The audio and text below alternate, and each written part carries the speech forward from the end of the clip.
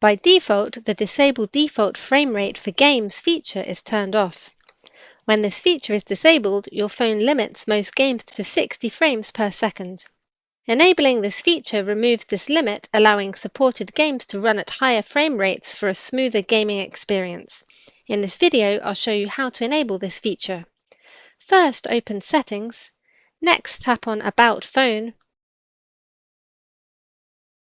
Scroll to the bottom and tap Build Number 7 times. This will enable developer options. If prompted, unlock your phone using your PIN, password, or pattern. Once developer options have been enabled, go back and tap System. Scroll to the bottom and tap Developer Options.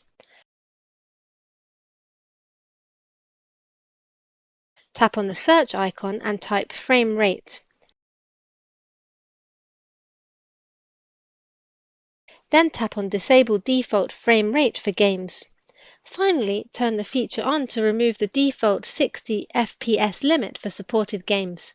Keep in mind that enabling this feature may increase your phone's battery usage. And that's it. If you have any questions, feel free to leave a comment below the video.